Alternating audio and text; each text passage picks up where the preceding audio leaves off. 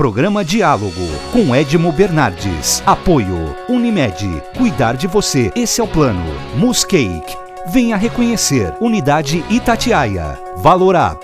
Auditoria, contabilidade, consultoria tributária e financeira. Blue Trade, a sua assessoria de investimentos de verdade. Una Gastronomia e Empório. Vinho, azeites, queijos, camarões. Delícia.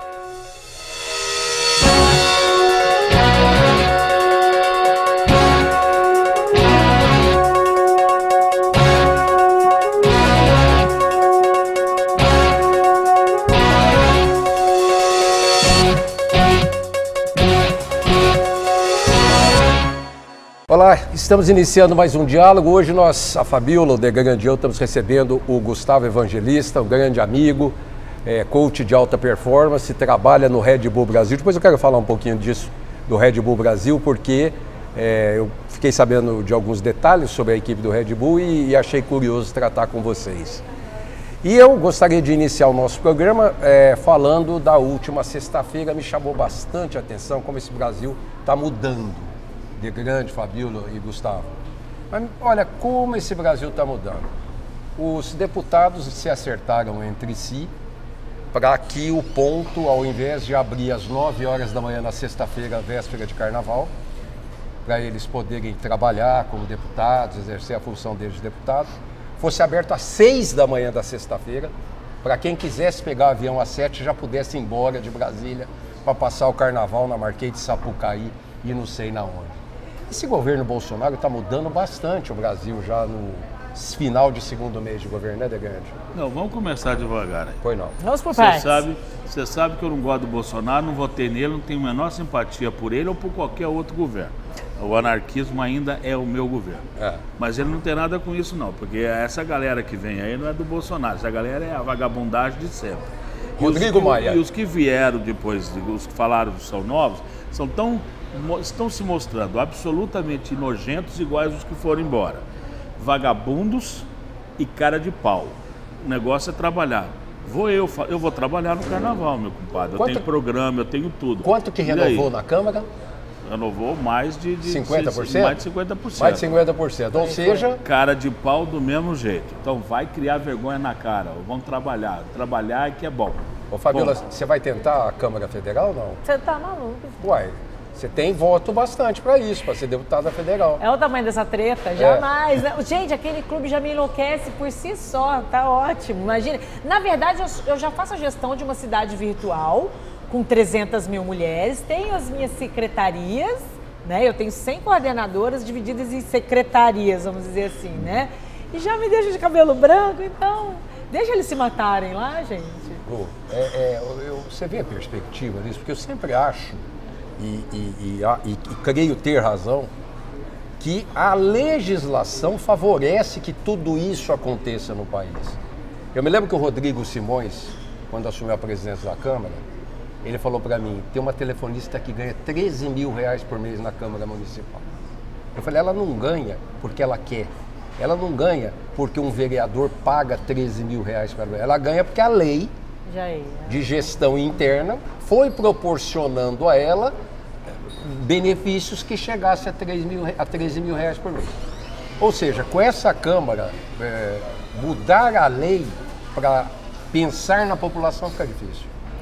Bom, tanto que a gente vê que mudou, né, mais de 50%, mas existe um comportamento de manada, né? Talvez os que entraram, se tivessem ideias diferentes, o que eu duvido muito, né, acabam se adequando um pouco daquilo que era praticado. Então, grandes e profundas mudanças não são tão simples assim, né? Então a gente vê que a história da lei do Gerson, de se aproveitar de circunstâncias, segue mesmo com, enfim, grandes ou pequenas mudanças. Ouso afirmar que se você começar a tentar mudar muita coisa lá dentro, você pode sofrer alguns represálias. Te joga pro lado. Entendeu? Eu vou, aproveitando a deixa do Degrande. Professor Sérgio Degrande. Né? O Bolsonaro era o cara que ficava ali dentro criando caso também. Sim. E ele foi colocado para escanteio, tanto é que já era de conhecimento nacional que ele era do baixo clero. Por quê? Ninguém queria ele por perto. Ninguém queria ele por perto. Ele estava ali botando areia no arroz da galera, na farofa da galera. Com certeza. Aí experimenta eu chegar lá seguindo a sua sugestão e falar, gente, vamos mudar. A moça do cafezinho não vai mais ganhar 13 pau. 20 mil reais. Como é que chama? O motorista não vai mais ganhar. Eu vou de Uber. Ah, minha Você está me gente. fazendo lembrar um amigo que trabalhou numa grande usina aqui de Ribeirão Preto. Ele foi admitido, foi trabalhar numa grande usina e mandaram o cara para o Rio de Janeiro, com aquele cartãozinho corporativo. Ele foi para o Rio de Janeiro e voltou, né? Quando ele voltou, ele trouxe as contas para o chefe. O chefe ficou desesperado. Você está ficando louco, você é maluco. Eu falei, mas desculpa, eu tentei economizar o máximo possível, é exatamente isso. Não é para Se você economizar. ficou uma semana e gastou só isso, todos vamos ter que gastar só isso. Não é um bom exemplo. Exatamente. Eu trabalhei numa empresa quando eu mudei para Ribeirão Preto. E quando eu tentava fazer algumas propostas para otimizar alguns sistemas, algumas logísticas, a resposta era unânime. Não dá trabalho, não. Não dá trabalho, não. Cansa a gente, não. Deixa a gente descansar. O negócio está funcionando assim. Eu falo, mas gente, mas está funcionando errado. Então responde uma coisa para mim. Você sabe cantar o hino nacional? Opa, né? Eu sou do Sei, tempo sei. que ficava em fila e cantava o hino nacional. escola, e tinha aula de exatamente. educação moral e cívica. Não, porque o professor Sérgio Degrande falou que se eu não falasse do hino nacional hoje, eu não ia dormir essa noite. E aí, Degrande, você cantava o hino nacional? Fica à vontade. Cantei o hino nacional, cantava não só o hino nacional. Hino da Hino da Independência. bandeira? É pior do que isso. Eu tinha um professor de francês que quando ele entrava na sala, a gente tinha que levantar e trazer uma porcaria de uma bandeira da França, a gente tinha que cantar o hino da França, trás para frente, frente para trás. Então eu canto a Marseillaise também. Então, era obrigado a fazer isso. Não estou falando por conta da ordem do ministro. Aliás, é bom lembrar que a ordem não é desse ministro, foi do governo Haddad. Para quem não sabe, a ordem de cantar obrigatoriamente o hino nacional é do governo Haddad. Mas ninguém fala, porque Mas o ninguém negócio é fala. sair pichando os Exatamente. outros. Agora, o grande problema não é cantar o hino nacional, é cantar o hino nacional por imposição. A gente tem que cantar o hino nacional, aliás, é obrigação, o ensino fundamental tem que fazer isso, e todo mundo teria que fazer mesmo, não tem problema nenhum. Agora, depois fazer o lema da campanha do homem, aí também é gozação. Quer dizer, eu luto pela escola sem partido, que é o lema dos Deus caras. acima de todos. E eu boto um partido para poder... E Deus acima de aí todos. chama-se incoerência. Então, fala para esse ministro colombiano aí, que a palavra incoerência é o que faz a notoriedade dele. Vamos tirar o in. Coerência é outra história. Ô Fabiola, eu já detesto e discordo, não tem nada contra colombiano, uruguai, argentino, nada. Eu não acho que tinha que ser um colombiano, confesso para você. Enquanto o Degrande... Xenofobia. Enquanto o Degrande está falando Nesses tempos. que com relação ao governo Bolsonaro não tem nada com a Câmara, mas eu estou muito infeliz e insatisfeito com esse início de governo Bolsonaro. Eu tenho a manha de dar a cara a tapa e estou torcendo e rezando para isso mudar daqui a pouco. Mas vou voltar no hino nacional. No meu tempo de escola, tinha Educação Moral e Cívica, que mais tarde virou Organização Social e Política Brasileira, o SPB. Da minha época também. E nessas aulas, a gente tinha que cantar o hino, a gente tinha, não só o nacional, já que você falou, Isso. era o japonês da independência, o Hino da bandeira. O hino da bandeira. e o expedicionário. e o da Canção do expedicionário. proclamação da República. Não, esse aí não, é o expedicionário que não tinha que cantar. Aqui em São Paulo. Isso, quer dizer, e aí se você não soubesse na ponta da língua do hino nacional. Eu sou a esse favor. Não existe. Por que acabou o SPB, professor?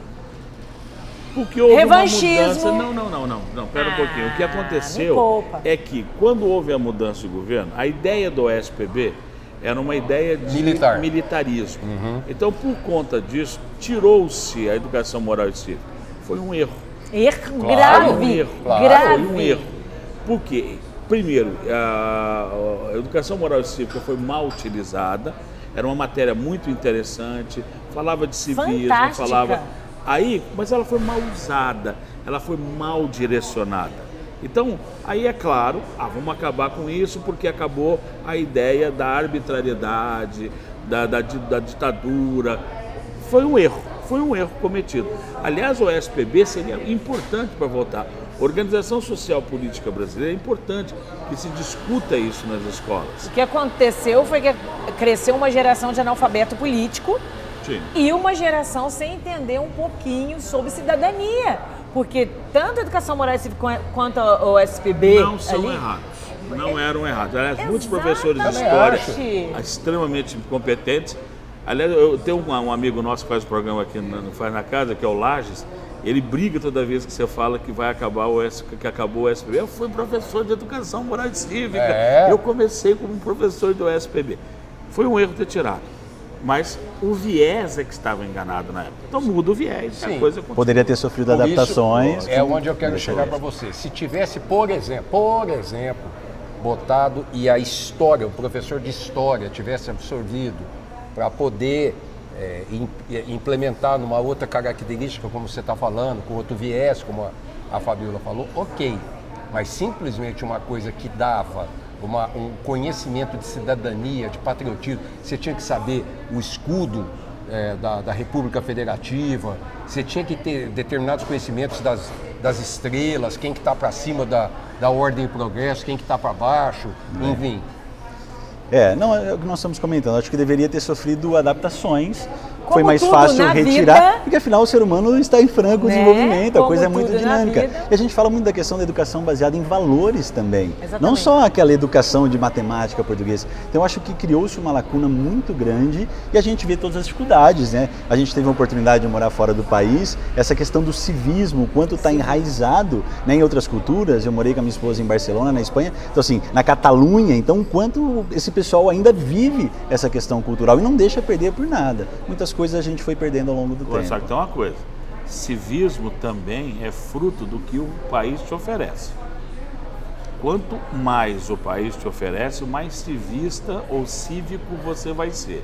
Quando você tem um país que te oferece porcaria, que não te oferece nada, que não te dá absolutamente orgulho nenhum e só desprezo e ódio, evidentemente que isso cai. Chama-se cair o moral.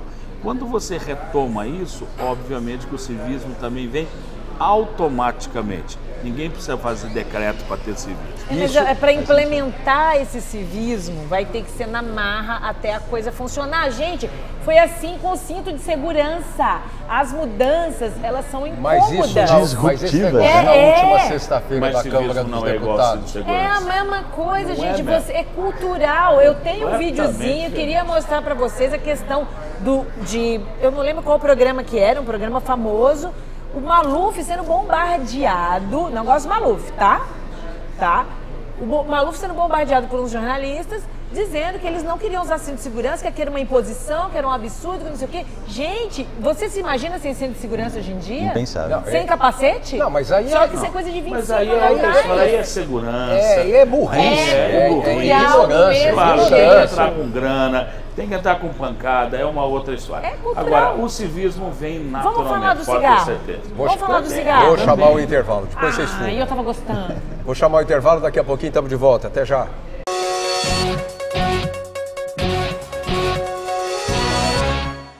Unimed Ribeirão, o plano que abre as portas do hospital mais inovador da região, de um dos centros cirúrgicos mais seguros do país, do Centro de Cardiologia e Neurologia com tecnologia de ponta, que abre as portas de uma UTI com equipe altamente qualificada, de um avançado centro de diagnóstico, que abre as portas para uma equipe multidisciplinar, além de uma moderna hotelaria. Unimed Ribeirão, de portas abertas para você e para a saúde da sua família. Hoje eu quero aquela brusqueta de pepperoni. Eu não vejo a hora de provar o confit de pato. Ou será que peço o risoto de carne seca, hein? E eu mereço o brownie de sobremesa. Eu vou pedir a torta de chocolate com geleia de damasco. Nossa, a gente nem chegou e já tá pensando na sobremesa. O mousse cake da Itatiaia agora é My Mousse Cake. O mousse cake que você sempre amou, com tudo que você sempre pediu.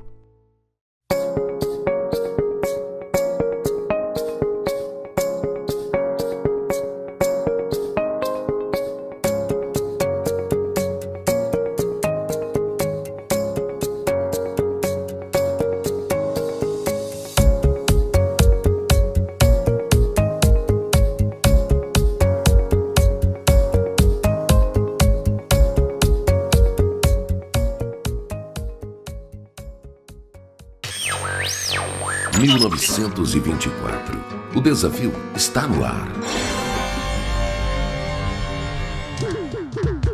Rádio Clube. Liderança. voltamos a apresentar apoio Unimed, Muscake, Valor Up, Blue Trail e Una. Estamos de volta com o segundo bloco do programa. Hoje isso aqui tá um circo, mas em todo caso, desculpa, viu, Gustavo? Normalmente Vou não é me assim, adaptando. não. Mas tá acontecendo, não sei se é o carnaval, não sei o que é, tá acontecendo alguma coisa esquisita aqui. Tem mexido com os hormônios. Muito, do Degrande, especialmente o hormônio. Nada com isso. Deixa eu te perguntar uma coisa. Fabiola, nós estamos aqui elencando, já escalamos, tá já definido para o começo do ano, o programa vai mandar um indicado para fazer o caminho de Santiago de Compostela. Eu, a Fabiola, decidimos que vai ser o Degrande. Poxa. Ele vai fazer o caminho inteiro. Mas precisa de um outro. Porque eu vou de cadeira de roda e tem alguém empurrando. Que desafio, professor. O professor. Degrande vai fazer o caminho de Santiago de Compostela. Extremamente factível. É factível isso. É factível. Fala para mim, o que pega que o mundo inteiro quer fazer esse caminho de Santiago de Compostela? E o caminho de Santiago de Compostela é interessante porque, né, as pessoas, e eu tenho um grupo de WhatsApp, tem um grupo de pessoas que sempre interagem, os que fizeram, sim, já está convidado. Deixa eu fazer um parênteses. Quando eu conheci ele aqui, eu falei, cara, eu me preparei lindamente para fazer esse caminho, me preparei fisicamente, coisa e tal, e eu arranjei uma facite plantar. Tem vários livros a respeito, eu quero muito entrar no seu grupo de WhatsApp, eu quero ouvir muito sobre isso. Eu também me preparei, me deu uma dor de cabeça na hora. Aí eu parei. Assim, o Caminho de Santiago, o fato de falar do Caminho de Santiago, ele já acaba despertando assim, uma série de emoções, especialmente para as pessoas que presenciaram. É um caminho de autoconhecimento. É um caminho em que, especialmente esse que eu fiz, o francês, que são 800 quilômetros a pé, que é o durante o caminho Explica francês. O caminho de Santiago, existem vários caminhos de Santiago, em que todos levam até Santiago de Compostela, que é onde, enfim, acredita-se estar os restos do apóstolo Santiago e etc. Então, o caminho francês, ele sai da França, de Saint-Jean-Pied-de-Port, e vai até Santiago, totalizando aí aproximadamente 800 quilômetros. Então, assim, é um caminho longo, que te dá tempo para fazer profundas autorreflexões. Tem caminho por Portugal e tem caminho dentro da própria Espanha. Sim, exato. Tem, não sei a totalidade de caminhos, mas tem o caminho francês, o caminho português, o caminho da costa, tem caminho inglês. Eu conheci um casal de italianos que saíram da Itália, eles renunciaram à própria profissão, estavam em busca, né, desse autoencontro. Também quero renunciar, não quero fazer mais nada. E os caras ficaram durante 3 meses fazendo período sabático, saíram da Itália, foram até Saint-Jean, na França, e de Saint-Jean foram até Santiago de Compostela. Então, assim, é um momento em que, na verdade, não é apenas que o caminho seja mágico, é que ali o ser humano, ele é o ser humano sem máscara. Ele é o ser humano de verdade. Então, esse reencontro que você tem com você mesmo, ou com quem você já foi lá no passado, antes de colocar todas essas capas de cebola, isso gera uma magia muito grande. Então, a sensação de pensar o caminho de Santiago, tudo aquilo que me faz remeter ao caminho de Santiago, traz muita plenitude, sabe? De você se desapegar de uma série de coisas. Sua esposa foi junto? A primeira vez nós fizemos uma vez, quando nós morávamos em Barcelona, durante 5 dias, nós caminhamos 115 quilômetros, aí fizemos juntos. E aí dessa vez eu fui sozinho, porque eu queria viver a experiência do peregrino raiz. Eu dormia em igrejas, eu dormia em albergues públicos, né? Só não dormia na intempérie, mas eu queria viver a experiência do peregrino raiz. Então dessa vez é uma viagem muito introspectiva, de muito autoconhecimento. Então o Caminho de Santiago, ele desperta as maiores sensações. A gente estava falando do desapego, né? Uma mochila nas costas com aproximadamente 10% do seu peso corporal, que você tem que levá-la durante 30 dias. E o que vai nessa mochila? Água? Exato, água. A vantagem é que a Espanha e Portugal, grande parte dos pueblos, as cidades, elas têm água potável para você chegar. Inclusive, muita gente leva uma canequinha. Porque aí você chega no pueblo, pega a canequinha, toma água, pendura novamente e sai para caminhar. Então você tem que ter ali roupa, normalmente roupas que sejam, né, impermeáveis, porque o risco de chuva é iminente. Você tem que ter, enfim, o calçado que você está. Uma medicação. Exato, medicação. Saco de dormir é importante, por mais que você não durma na intempérie, grande parte dos albergues públicos passam muitas pessoas, né? Então é uma maneira de você se proteger de contato. Tem o tal dos tintes, que são como se fossem percevejos, que ficam nessa troca que, a gente até viu o caso de uma moça de Madrid, que faltando 3 etapas, ela teve que se retirar do Caminho de Santiago, que ela foi atacada por tintes, assim, são pequenos percevejos que picam, não geram nada, mas ela teve, pescoço, rosto, e ela teve que se retirar. O rachudo faz aqui. Uma picada não custa nada, 1 milhão de picada deve dar algum saldo aí. E aí, claro... Protetor solar. Sim, porque você pega, imagina que você acorda, tá chovendo, freneticamente, você tem que sair na chuva, né? Senão você corre risco de atrasar a sua chegada. Então é um momento em que você está com você mesmo e esse reencontro na vida é uma coisa mágica, porque a nossa vida está tão rápida. Acredito que estamos vivendo talvez a fase mais distraída do ser humano, não apenas pelo smartphone, mas distraídos do que realmente importa. Então, o fato de você ter 30 dias, 35, para ter a única responsabilidade, acordar e caminhar, isso é mágico. Deixa eu fazer a pergunta que não quer calar. Sim. Quando eu me preparei, gente, faz muitos anos não tinha celular com essa cobertura. Sim. Dá para usar o celular? Tem cobertura? Dá. Sabe que eu vivi uma experiência para ela viver sozinha, ela quer celular. Não, e manicure? Não, manicure. Tem saber se manicure? tem Cabeleireiro. Olha, as grandes cidades até Não, tem. eu tô falando sério. Ela quer manicure, É peregrinação. Mas como que você vai fazer o registro disso se você não tá com o celular, caramba? Então, assim, muita gente, inclusive a gente chamava de fotografia. turisgrinos. Você é Com o celular. Leva a tua maquininha. Imagina, minha câmera pesa 5 quilos. Não, mais leva Ó, lá. a câmera com lente flash dá 13 quilos. Eu sou fotógrafa. Quantas fotos você já fez melhor do que aquela? E hoje a tecnologia dos celulares está tão avançada com relação às fotos que... Bom, inclusive eu tenho uma máquina lá que eu tiro fotos, uma semi-profissional e uma de celular. Eu fiz um teste, falei, caramba, eu vou levar toda essa estrutura ao meu celular. Fiz um teste e às vezes a adaptação do automático do celular é até melhor do que da câmera. Então assim, você tem que se desapegar de uma série de coisas, porque quanto mais peso você leva, né, mais você vai ter que carregar ao longo do caminho. Agora, deixa eu te perguntar uma coisa. Os caminhos, como por exemplo, acontece aqui em Aparecida, para Aparecida, eles têm os lances demarcados, ou seja, você tem, tem que parar aqui, tem onde ficar aqui, tem onde ficar aqui, nos 800 Você tem que carimbar, quilômetros. inclusive, os lugares que você foi parando. Sim, tem a credencial do peregrino, que na verdade quando você chega em Santiago de Compostela, você precisa comprovar que fez a peregrinação. Por quê? Então você pega uma credencial do peregrino, para você receber a Compostela. Isso. A Compostela é o certificado que comprova que você ou caminhou pelo menos 100 quilômetros ou pedalou pelo menos 200. E para cada parada tem um selo. Sim, exato. Os selos do local, do albergue, do município, enfim, do bar. E você vai passando e vai carimbando, porque em Santiago eles só te dão a Compostela se você comprovou. E claro, a história do Caminho de Santiago são as flechas amarelas, né? Siga a flecha amarela. O único indicador que tem são flechas ou conchas ao longo do caminho que vão sinalizando o percurso. E aí, assim, é muito difícil se perder, porque o caminho francês, inclusive, de rotas de peregrinação, hoje é um dos mais indicados para quem está iniciando, porque ele é muito bem sinalizado, os pontos de cidades, você tem estrutura, albergue, não são todas as cidades que têm farmácia, por exemplo, mas a ideia do caminho também é interessante, porque eu comecei muito o caminho com métricas de via altitude, aí chega um momento que você começa a fazer parte do caminho. Aí você entra num estado de flow, de fluxo, que assim, eu nem me preocupava se a próxima parada é 20 quilômetros. Pô, eu ia. Mas a meta era 35 para hoje. Pô, teve um dia... É isso que eu quero saber. Exato. O quê? 35 a média de 20 dia? a 30 quilômetros por exato. dia. A minha métrica inicial era de 26 a 27 quilômetros por dia. Teve um dia que eu fiz 18. Que era um dia que tinha uma subida muito intensa, eu falei, puxa, hoje eu não quero caminhar mais. Teve um dia que eu fiz 39, caminhei o dia todo, enfim, cheguei arrebentado no local. Então o que acontece? Você, por mais que você tenha essas métricas, a gente sugere muito isso para o peregrino, para ele passar a escutar cada vez mais os sinais do corpo, né, para falar, puxa, não estou bem, não dá para eu ir um pouquinho mais. É claro que as cidades, mas você não tem um prazo definido, você pode cumprir em 30, 40, 50 dias, tanto faz. Exato, a minha ideia inicial era fazer em 33 dias.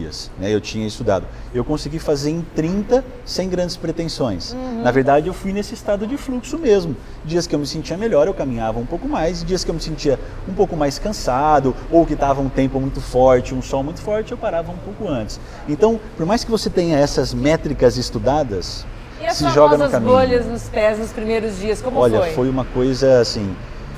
Eu tinha feito alguns testes durante a fase de tempo. Mesmo? Não tive uma bolha. Mentira! Durante 30 dias, 800, não tive Foi esse uma tênis bolha. que Foi você esse tênis usou? mesmo que eu usei, impermeável. Tô chocada. Assim, algumas dicas que a gente vai aprendendo também, né? É interessante você ter uma coisa que a forma se adapte bem, que ele tenha 1 ou 2 números maior, porque o pé naturalmente vai inchar muito durante essa caminhada. E aí eu fiz alguns testes antes de ir, né? Com vaselina, que se usa pela questão de desgaste, com meia social, muita gente coloca meia social por baixo da meia de cima. Mas você anda com a vaselina no caminho, sim, ou só depois para relaxar? Não, as pessoas passam vaselina ou na noite anterior ou no dia. Inclusive a gente via muitas pessoas no albergue iniciando. E eu fiz teste com vaselina, eu falei, puxa, começou a me incomodar aquele negócio do pé ensaboado no tênis. Eu falei, puxa, eu vou seguir.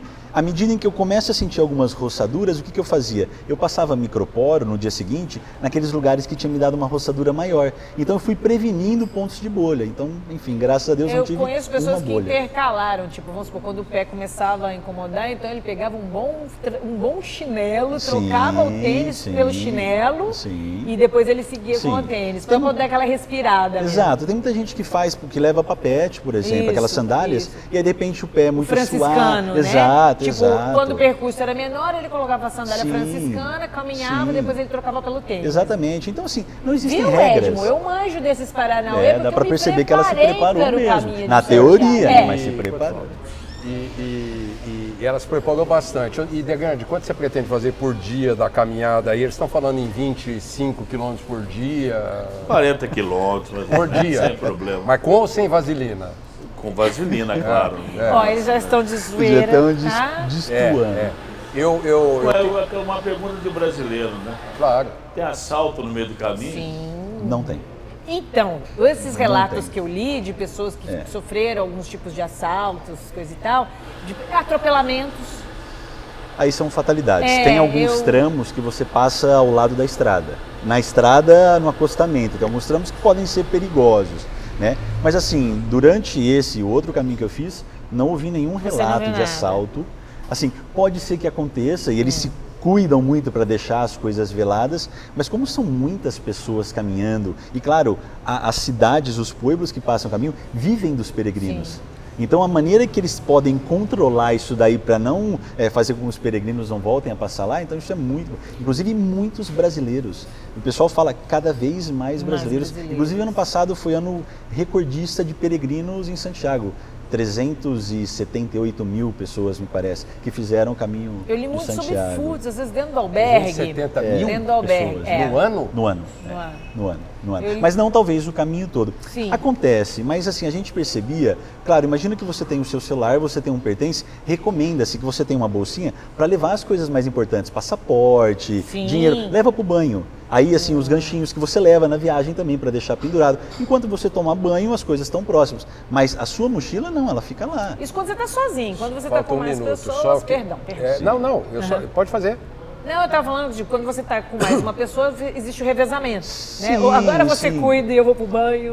Mas é bem mais tranquilo do que parece. A pergunta, só para finalizar. Quanto você gasta financeiramente para fazer o caminho todo entre tudo que você precise, remédio, qualquer hospedagem e etc.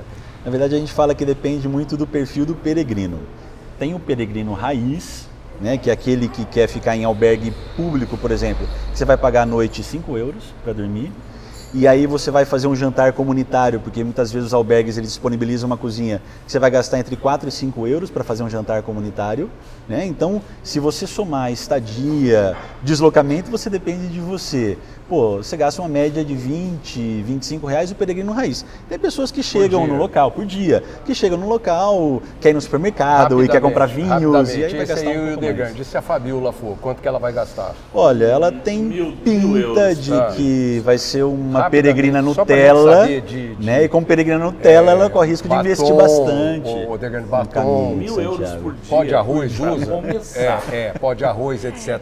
Isso é bullying. Gustavo, muito obrigado. É verdade. Lembrando que todo mundo pergunta, eu sempre digo no final, esse programa é gravado no Recafé, aqui no Instituto SEB, na Mariana Junqueira, esquina com a Jerônimo Gonçalves. Olha, venha conhecer todo o espaço que tem aqui, são oficinas, uma série de coisas, e especialmente o Recafé, que é um lugar extremamente agradável. Abre aos domingos para o brunch, vale a pena. Eu já vim com a família. De manhã? Abre até às 2 da tarde, serve um brunch maravilhoso aqui, recomendo. Legal. Semana que vem, eu prometi, nós vamos reprisar o programa que eu fiz com o Ricardo Boechat em 2017, uma homenagem a esse brilhante jornalista que nos deixou. Até mais, até daqui 2 semanas. Programa Diálogo com Edmo Bernardes. Apoio Unimed. Cuidar de você. Esse é o plano. Muscake. Venha reconhecer. Unidade Itatiaia. Valorap. Auditoria. Contabilidade. Consultoria tributária e financeira. Blue Trade. A sua assessoria de investimentos de verdade. Una Gastronomia e Empório. Vinho, azeites, queijos, camarões. Delícia.